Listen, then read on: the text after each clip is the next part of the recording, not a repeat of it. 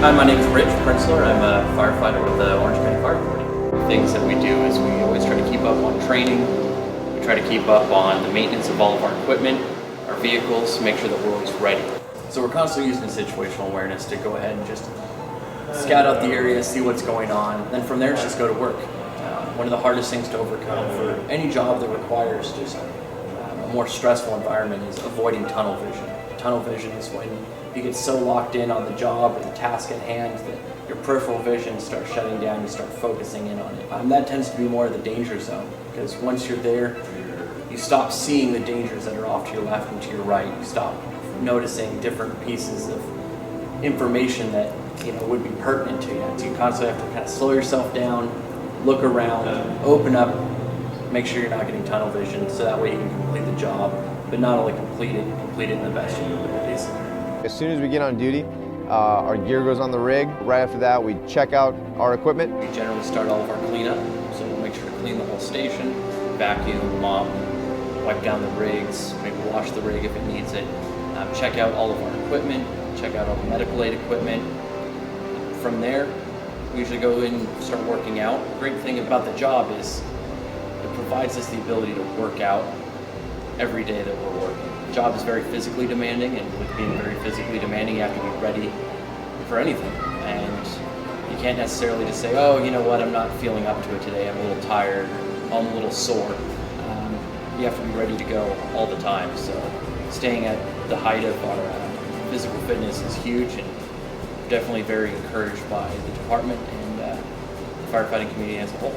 And by rig, I mean the engine, or the engine or truck or medic van, whatever it is that we're going to be responding on that day, and then station cleanup. Really, anytime the bells go off, and that's kind of what we say is when an alarm comes in for us to respond, or if the pagers, if we're out, we hear a call on the radio, the first thing that goes through our minds is stopping what we're doing. You kind of take that mental pause and just, might be in the middle of a conversation, just stop and you start listening.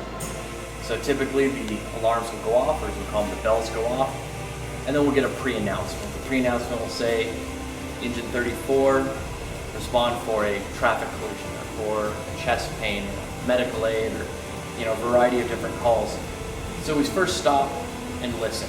We're going to hear what we're going up against. From there, you have to then just get ready.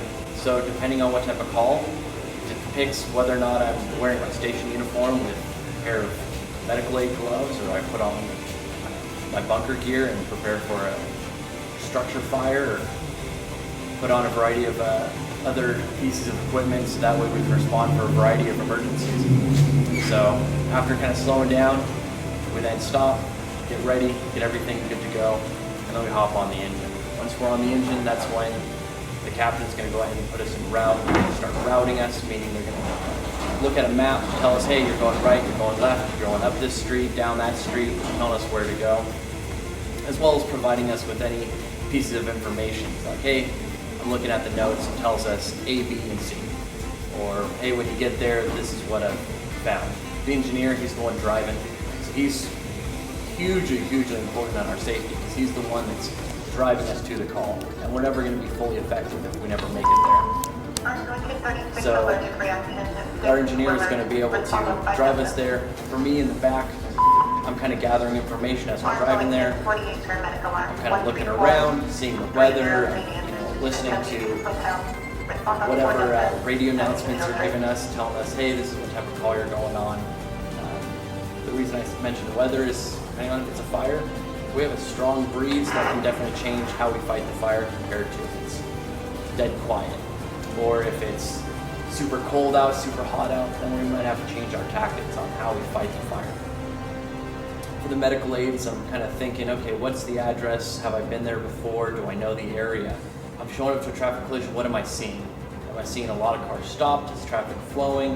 When I get there, are vehicles there? Are people out of them? Are they in them? Is the car flipped over? So I'm constantly assessing the situation in a term that we use called situational awareness. I think probably one of the more dangerous situations that we're involved in is obviously fire, and a lot of times it's going to be wildland fires, because conditions change so rapidly, and a lot of times you don't know everything that's going on throughout the entire incident. For me, I was lucky. A lot of people kind of go through life trying to figure out what they want to do. For me, I was very lucky. From a really little age, I knew exactly what I wanted to do and exactly what I wanted to be.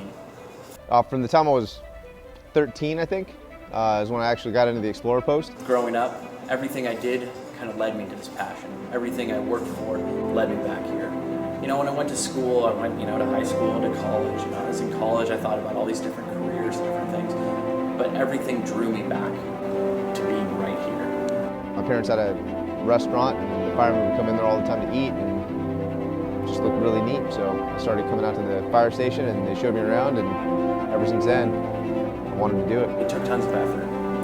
Right now, in Orange County, in California, and the country, firefighting is a very desired job. It's filled with tons of amazing features as far as fulfillment and joy. I enjoy coming to work every day. I love my job and I love being able to give back to the community. So a job like that is sought after. Although it was easy in thought to know what I was going to do, it was very hard in effort. It required things like going to school. It required getting extra classes, doing my EMT, going to another college for a fire academy. It involved becoming versed in urban search and rescue. Gain experience and to kind of prove that you have what it takes. So that way when you go into an interview and they say, what have you done to prepare yourself? You can say, oh, okay, I've done this, this, this, and this, and I've also worked here as a paid call fireman. Doing that, they can say, oh wow, look, you've done a great job.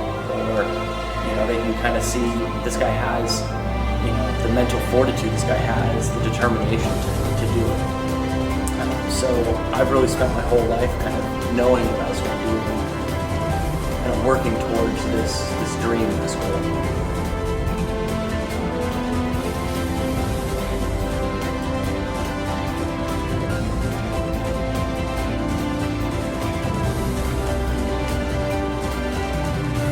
So I've really spent my whole life kind of knowing what I was going to do and working towards this dream, this goal.